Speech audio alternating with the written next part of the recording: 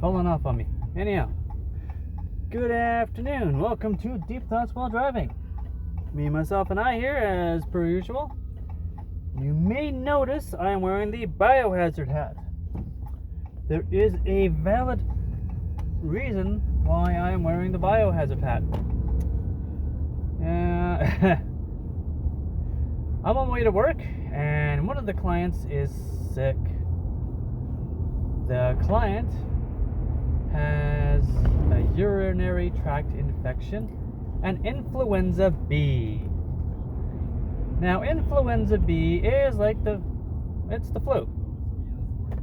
But it's not just the flu. You see, influenza B is highly contagious and can become respiratory very easily. So what that means for me is when I go to work, the client in question is basically quarantined in their room until they're done the 5 days of antibiotics, or is symptom free for 24 hours, which is probably going to be not the case. It'll be that I'm gonna hit you, you stupid lady. Cut right in front of me. People not paying attention when they're driving. Anyhow, it's probably gonna be the 5 days of antibiotics.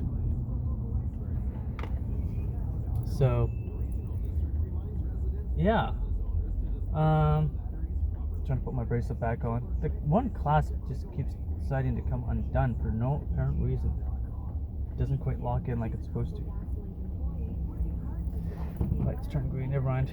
Anyhow, so when I go into the room, I have a specific hood. There's a hoodie I'm wearing at work that I only wear in her room, and when I leave her room, I hang it up. Don't wear it around the house. So if she coughs on me or whatever, the hoodie's on me and zipped up. Think of it as a spit shield. Gotta wear a mask before you go in the room, so you don't, inhale anything that could get you sick. So basically, I go in there wearing a specific hoodie zipped up. Got a mask on. I go in, I put on gloves, I do what I need to do, take care of the client and so on. And then when I'm done, when I leave the room, I come out, I take off the gloves, take off the mask, take off the hoodie, leave it in a specific spot so it's not being taken through the rest of the house around everybody else. Go into the bathroom, I either wash my hands or use hand sanitizer, and continue taking care of the other clients until I come back to her room to go in and take care of her again. And I put on the mask, put on the hoodie, zip it up, go in, put on gloves, go do whatever I need to do, rinse and repeat. I'm trying to minimize the chances of taking any contagions outside of her room and expose any other clients in the house. We have clients who are at high risk of getting any kind of respiratory stuff, and depending on the client, if they get any kind of respiratory ailments, it can be very detrimental to them. They don't handle respiratory stuff very well. Well, let me see. We've got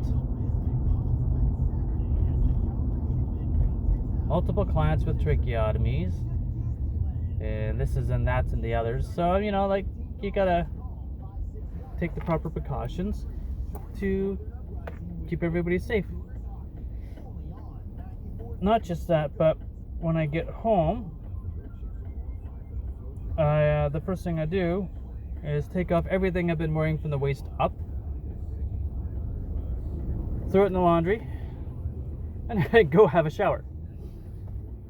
Then when I'm out of the shower and dressed again, I make myself some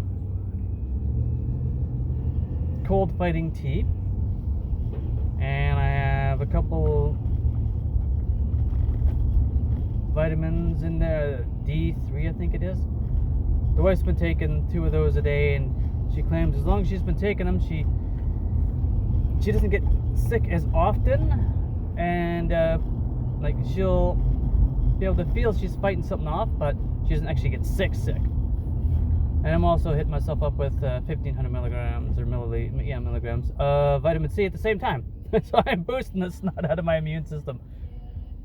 The main reason why I'm taking all these extra precautions is I've had bronchitis multiple times. I have had pneumonia multiple times. I've even had walking pneumonia before. And I thought it was interesting when I got diagnosed with walking pneumonia, because I asked the doctor, like, I've had pneumonia before, so this is walking pneumonia. He's like, yeah, it's different. Okay, what's the difference? He's like, the only difference between walking pneumonia and pneumonia is this pneumonia, when you have walking pneumonia, the only reason why it's walking pneumonia is because the only reason why you're not in the hospital right now is because you're still up and walking around and able to. So I'm like, if it beat me down bad enough to the point where I couldn't be up and walking around, I would be in a hospital. So that's the definition of walking pneumonia. Now, I'm just basically dead man walking. He kind of looks at me, laughs. Yep, that's basically it. Dead man walking, but you're still walking. I'm like, okie dokie. Thank you for the clarification. I'm going to cough up a lung and head home and sleep for 3 days now. So... I haven't gotten anything bad in the past few years. So I'm taking every precaution I can to make sure that I do not get sick with this. Excuse me. Or, worse, bring it home.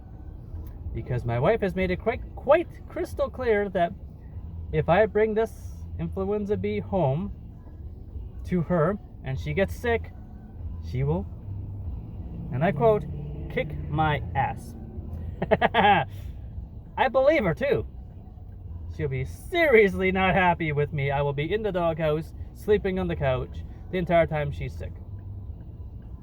Or no, I'll probably be sleeping on a bed. She'll be sleeping in the spare bed, but you get the point. So, yay! It's a Biohazard Hat kind of day. And will be this entire stretch of my 4 shifts, because the client's antibiotics don't end until after my shifts are done. On the plus side, my son is on his way to Mackenzie with Papa right now, so he'll be away. It sucks that he's not home, but he will be away from any potential bugs or whatever that I may or may not bring home. So he should be safe. There we go.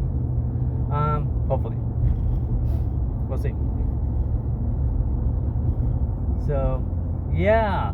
Valentine's Day. You bring home flowers, you don't bring home illness. So, yeah. That's it. That is all. Take her easy. Have a good one. Catch you later.